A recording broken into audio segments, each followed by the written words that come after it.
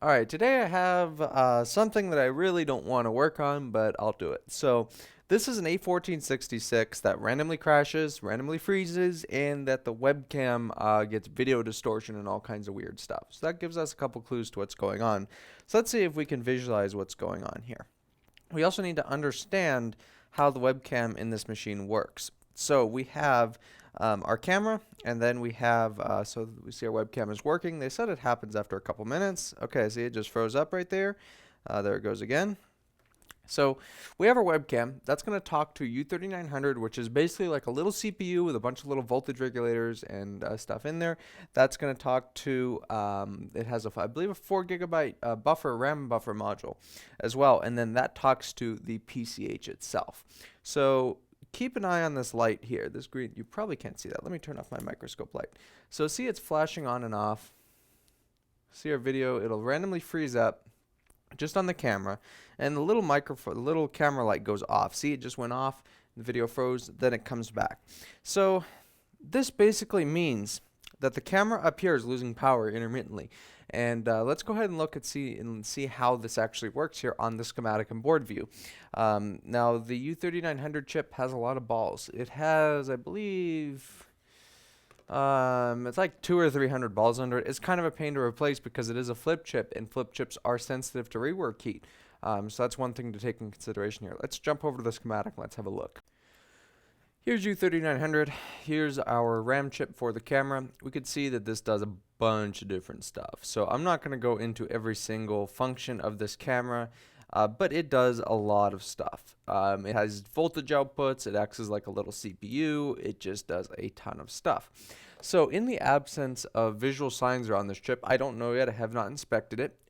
This is probably going to be our suspect. So what I would do is go ahead and replace this. We could actually replace it with a ceramic wire bonded chip, not a flip chip, and that would be much more reliable and easier to replace. Because, as I've said before, flip chips are very sensitive to heat. You cannot just take a heat gun to them, replace them, and expect them to work long term. If that does not work, my next suspect would be the RAM. Now, if it was the RAM, I would expect video distortion, not just random freezing, so I don't think we'll have to replace the RAM here.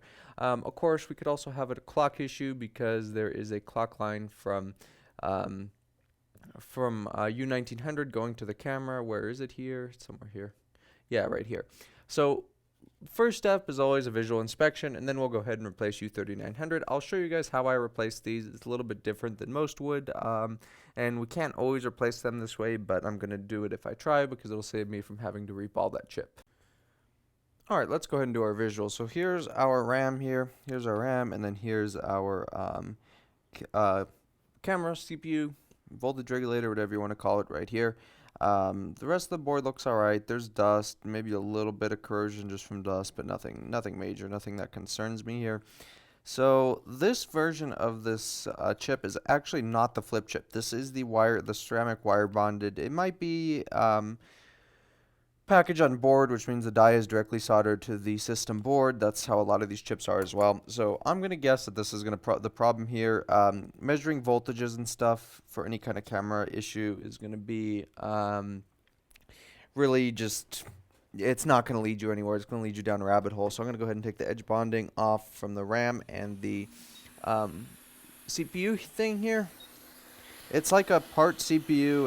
It's part voltage regulator. It does a lot of things. So I'm just going to use some heat, take it off. I don't really care about the heat I'm going to use to remove it. It's mainly on the new one that I'm going to put on that I'm going to be concerned about my heat. I'm going to try and keep it under 350 Celsius. That should be safe for this. If it was a flip chip, I like to stay under 300 Celsius.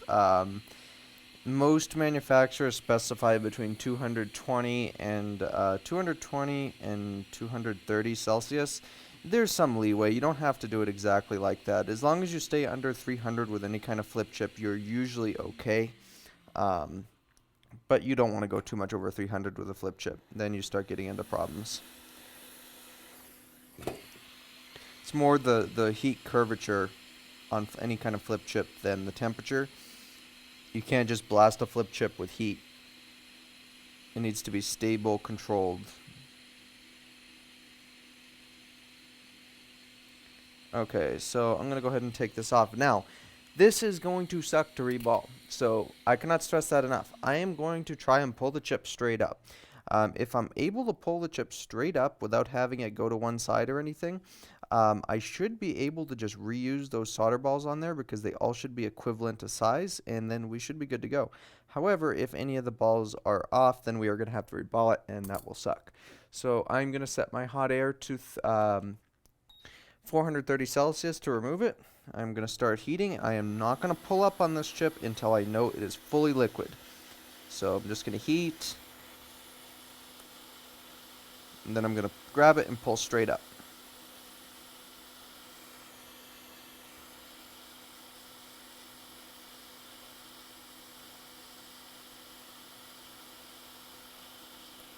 Fully liquid.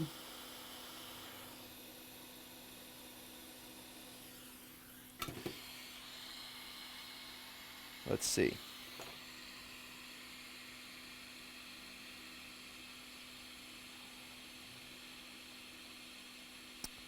And I think I lucked out. I'm pretty sure I could reuse the solder here because all of the solder balls appear to be equally sized.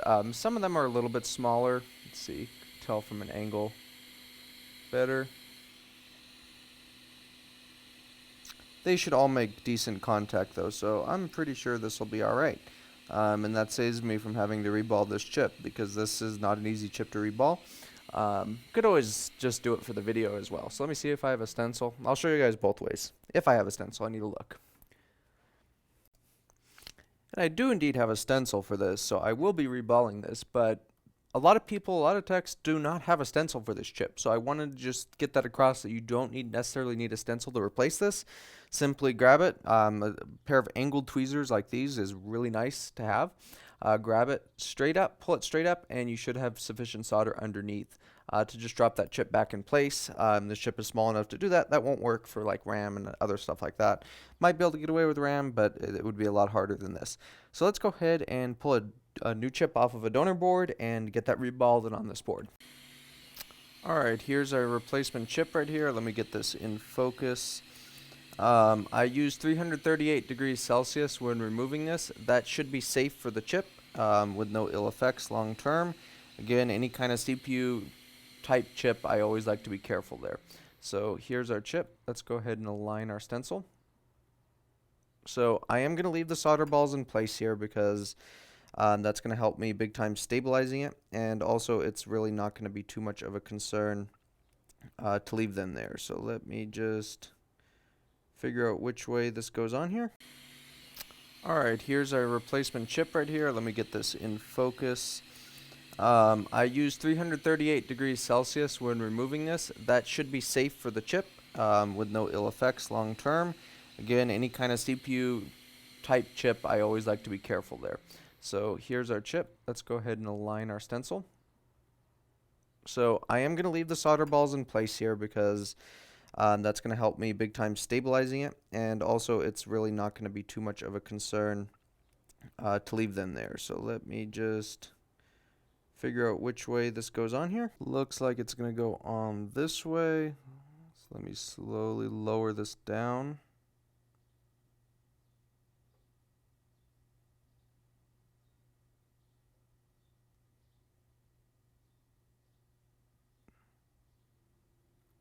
There we go. This stencil is magnetic, and the base has magnets in it, so that'll keep it nice and flush down there. That looks good. So now I'm going to get some solder paste, fill in the gaps, and I'm going to put a piece of glass over the stencil. I don't know if anybody watching this has seen that, but that method kind of helps keep that stencil flat because I don't want that stencil to lift for any reason. So I'm just going to get a little bit of solder paste on the stencil. We don't need a crazy amount, we just need enough to cover it. So I'm only going to go with about this much here, and then we are just going to spread this in here.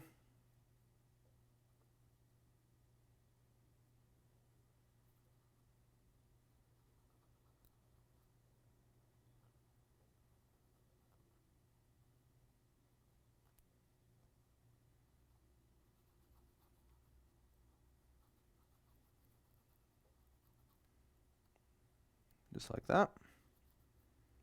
I'm going to clean up with Q-tip and alcohol, or just a Q-tip. We don't really need alcohol.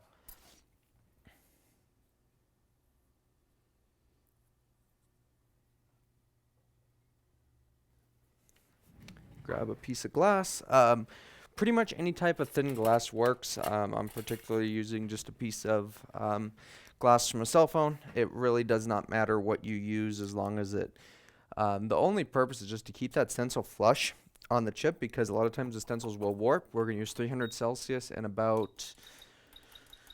we'll go 30 liters per minute on air. And we're just going to apply some gentle pressure with our tweezers and heat, and that's it.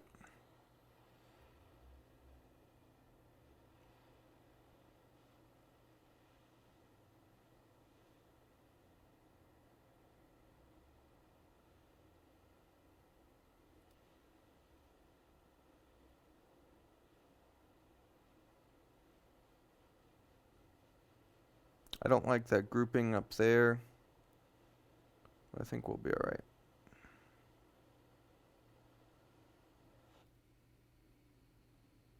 Let off pressure like that. A little bit more heat.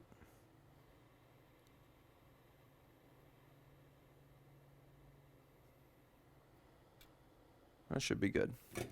Let's give it a second to cool. We might have a couple balls that are a little bit too big, but those don't concern me too much. I'm going to go ahead and lift my glass off now.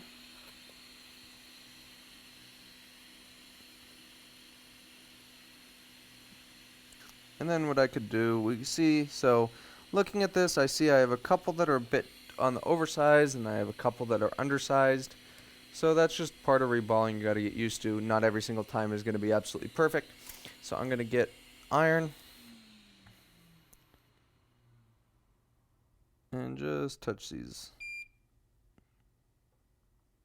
like that.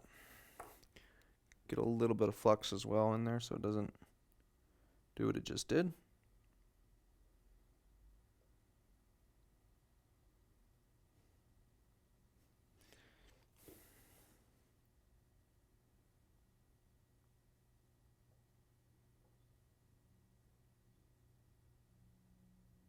And then the remainder, what I could just do is fill those in now with solder paste and then redo it just in that particular area.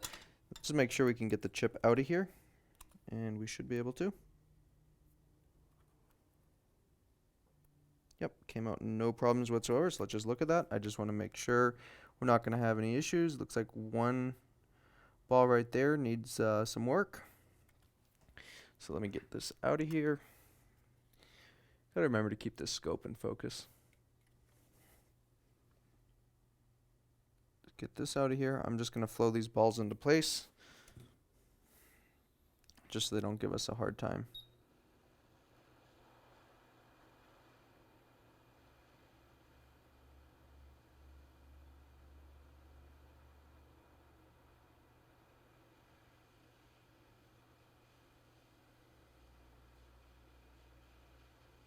There. See, that looks pretty good actually.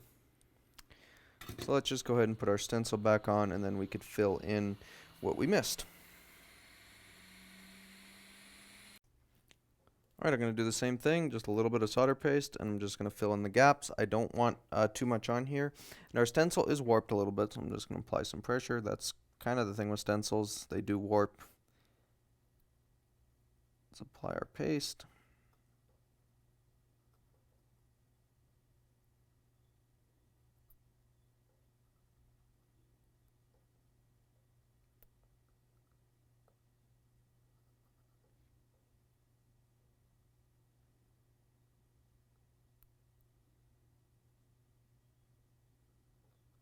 Should be good. Q-tip again. Now this is going to be challenging because of how the stencil is warping, so I'm going to have to keep good pressure on the stencil. We're going to do the same thing we did last time. So pressure towards the very center. Heat.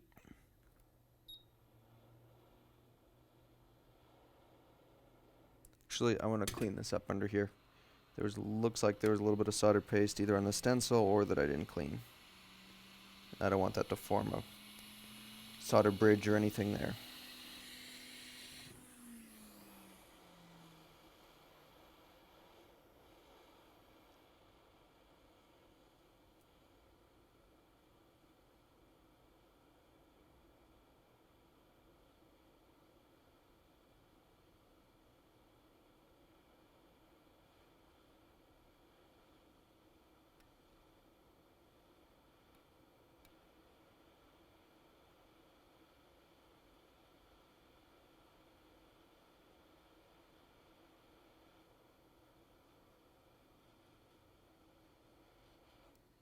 That wasn't good.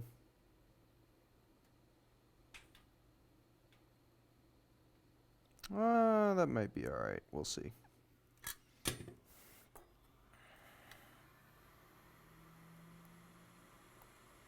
I don't like how it filled in, so.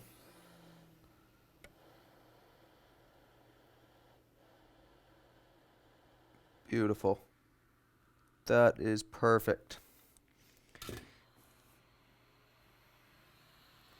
get the chip out of the stencil now.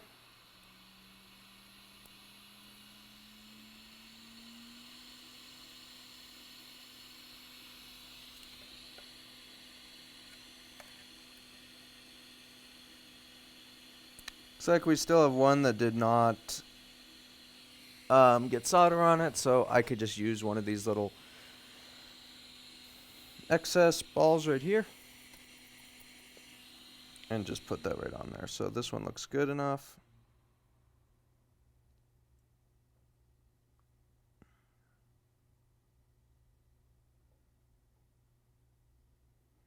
Let's get that kind of close. It's out of frame. So I'm just going to go at a very low heat and temperature and flow that one into place.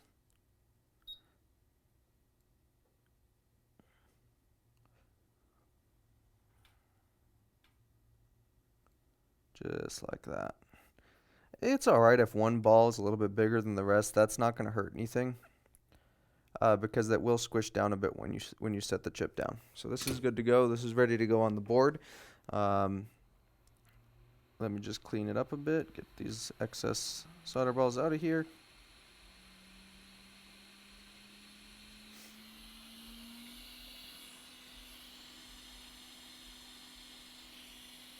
Set that chip aside, and we'll grab our logic board and wick those pads. Here, let's see. Gotta make sure I pick up the wrong board and don't solder it back on the donor board. Here we go.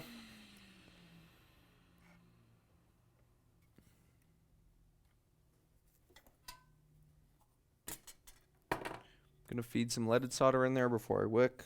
That'll make it a lot easier.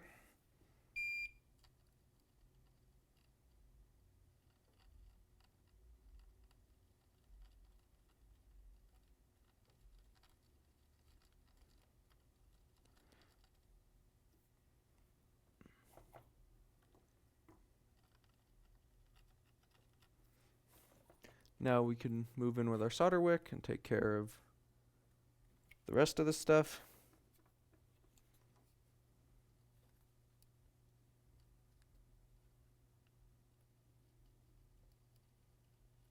Very gentle pressure because you do not want to run a wire under this. That would really, really suck if you ripped a pad. Should be good.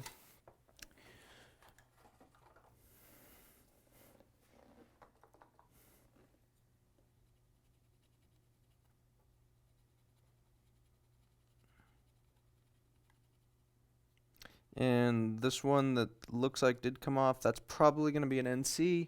Let me just look over at my board view. You probably can't even see it, but I see it. And that is indeed an NC. So we're not going to worry about that. NC stands for not connected, if you're unfamiliar. And I believe, yeah, this is going to be pin 1 up in the top right corner. Get a little bit of flux in here. I don't want a lot. Just want enough. I'm going to melt that so it spreads evenly.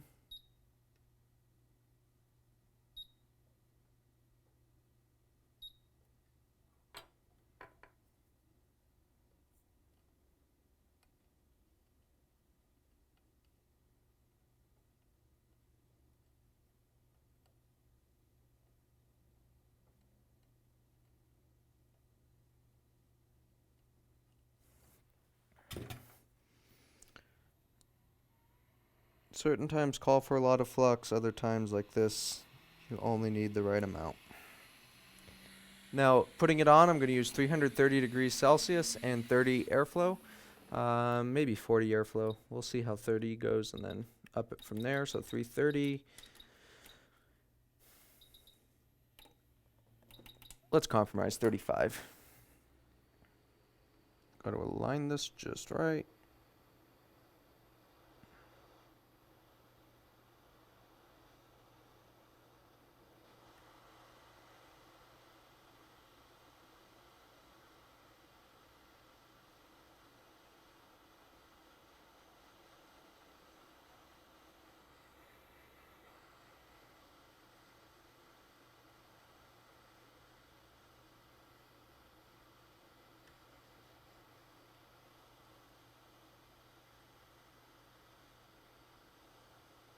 We're not down fully yet.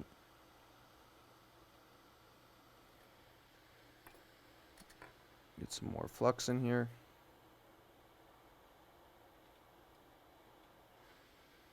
And now I'm going to go for the final reflow process, which is I'm going to up it for a brief 430, 60. That's just a very brief heat to get it to flow into place fully. Just like that, and it's done. Let's let it cool, then let's throw it back in the enclosure and see if we get anything different. Alright, back in the enclosure here, let's go ahead and open photo booth and let's see if camera's all good. Yep, camera turned on. Since it was being really weird last time, we need to let it run here for a second, so I'm just going to keep moving or whatever. You can see it froze fairly quickly last time. It did not take long at all for us to get video issues here. So I'm just going to keep waving my arm around. I probably look like a complete idiot on the video, but oh well, got to verify it somehow. I don't remember how long it took to froze before, but it was within a minute. So I'll just keep going, but I think this will be all right.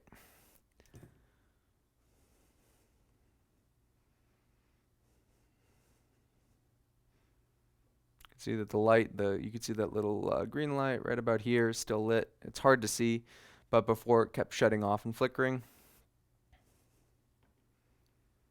All right, do I really need to keep doing this? Let's just do this.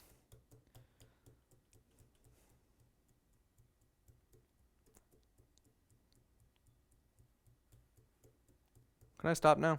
I mean, it froze before this, for sure, last time. So this appears to be fixed. So it was it was, as I originally expected, was U3900, which is it's a little chip that does a whole bunch of stuff. If you guys want to look at the schematic and figure out what it does, then you're welcome to do so. I'm not going to go over every function that it does, but it has internal voltage regulators with a few LDOs. It acts as a little CPU. It processes all the camera's inputs and sends that information to our PCH. So the system also is randomly crashing. We'll run some stress testing and verify that is solved, but since that chip has communication to the CPU and PCH, if it's sending skewed data to the CPU and PCH, that can absolutely cause random crashing. And I might have just spoke too soon because it just went black and flashed. Okay, so the light is flashing now, and it did go black. So that means we have something else going around. Now it came back, but it still did that same thing. Let's tap the board a bit.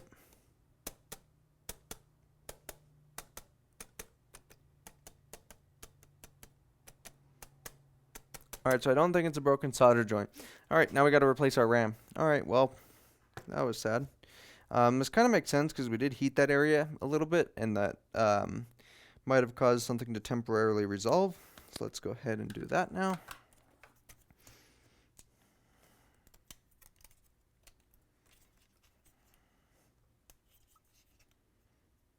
Same principle as before. Replacing that RAM. That RAM should be fairly standard. I should have a stencil for that as well. Ultimately, another possibility is going to be an issue with our PCH, although I would think that that's fairly unlikely on a device that boots like that.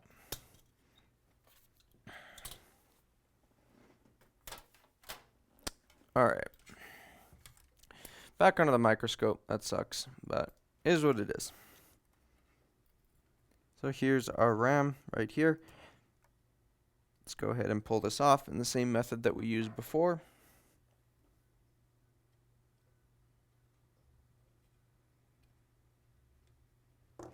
I just want to look real quick at our webcam camera. I mean at our webcam connector, not camera. That's a dumb thing to say. Everything looks good.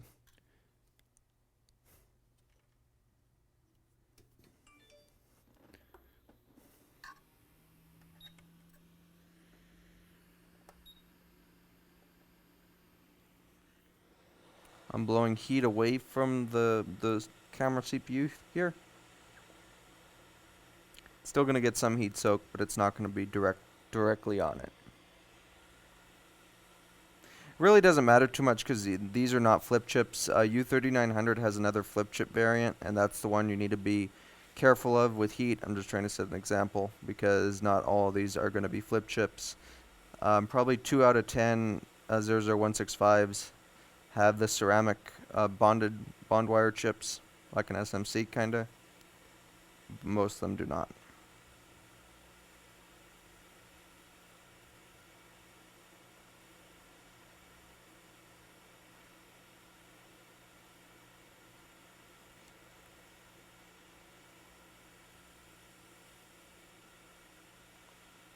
Come on.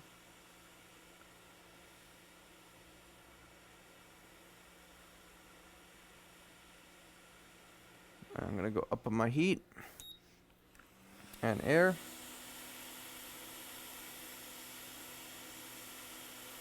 There we go.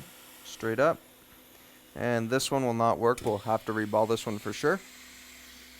Let's go ahead and prepare for that. So I'm going to wick this, although this is not as hard as the camera IC for sure. So we should be alright.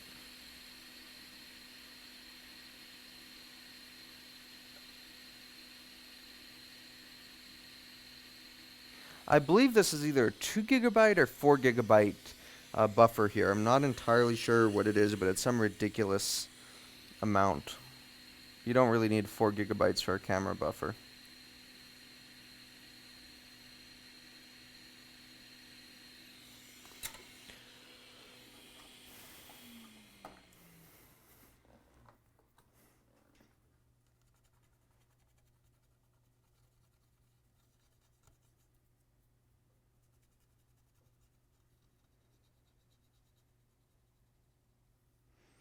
Let's go ahead and pull this from the donor board and then reball it and put it on this board. Alright, here we go.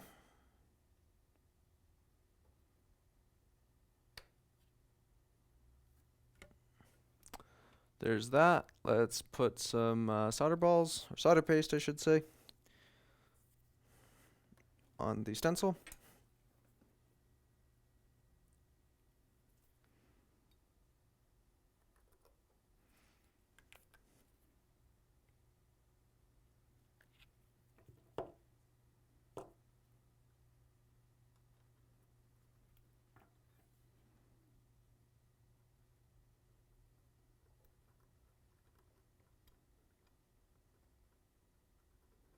Again, my way of reballing may not be the best way. It works for me. If you have a better method, feel free to use the method that you prefer.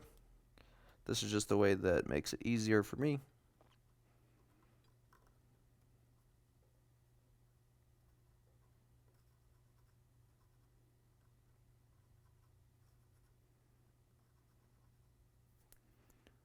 Kind of scrape this way.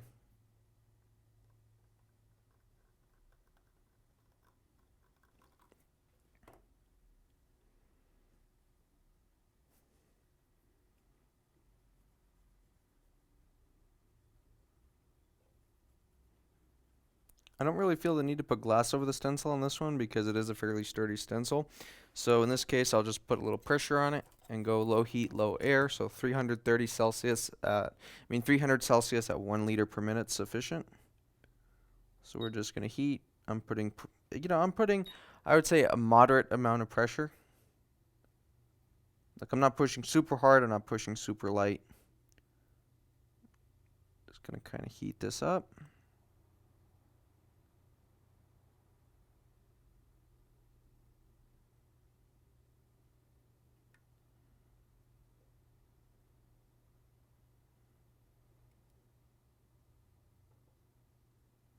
Just like that.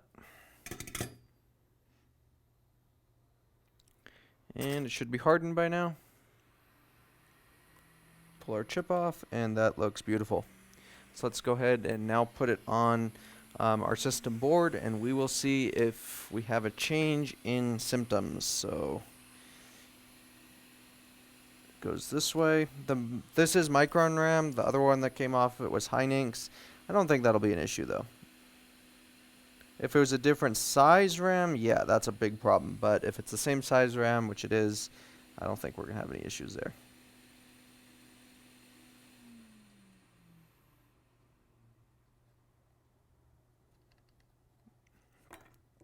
Again, BGA, we don't need that much flux. Get out of here, a little piece of conformal code or something there.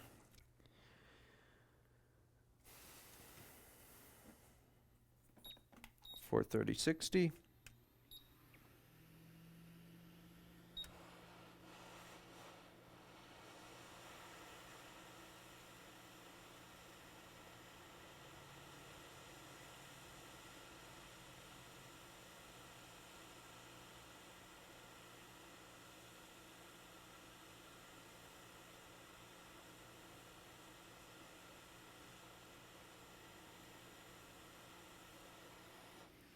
That is soldered. Let it cool again. Let's put it back in the enclosure and see if we have any change in symptoms. Alright, we're back in the enclosure here. Let's go ahead and open Photo Booth and let's see if we have any change in symptoms here. So our camera does still work. So let's get that clear. Our camera does still work. And I'm just going to see if it goes black. So move my flux syringe around or something. This is actually a glass syringe, so I'm using Amtech VS213.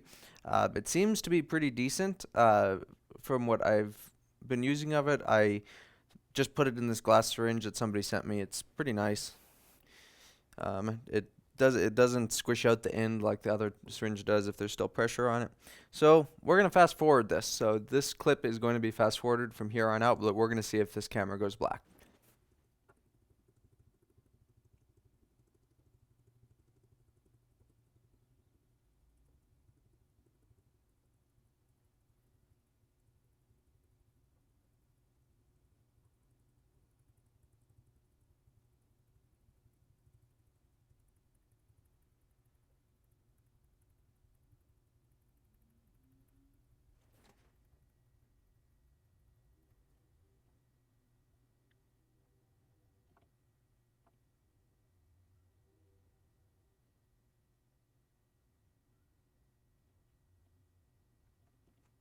Alright, that was 2 whole minutes with no camera issues. It is still stable. So I need to ultrasonic this board. After that, we'll put it through more testing, and if all is well, this will go back to the customer. But I am about 95% confident that the issue is now resolved. So let's talk about this a little bit. U9300, we replaced that, and you notice that the fault occurred less. Well, that's because we heated the RAM. Heat can make stuff disappear, can make issues go away for a short amount of time. That issue will always come back. So that was most likely the cause there. Probably something wrong on the die, maybe the die substrate package. Something wasn't right with it. Anyway, it seems to be fixed now. Again, we have not shut down yet. We're still good to go. We're now at around 3 minutes 40 seconds with no issues whatsoever. So I'm pretty sure this is resolved. Thank you for watching, and I'll see you in the next video.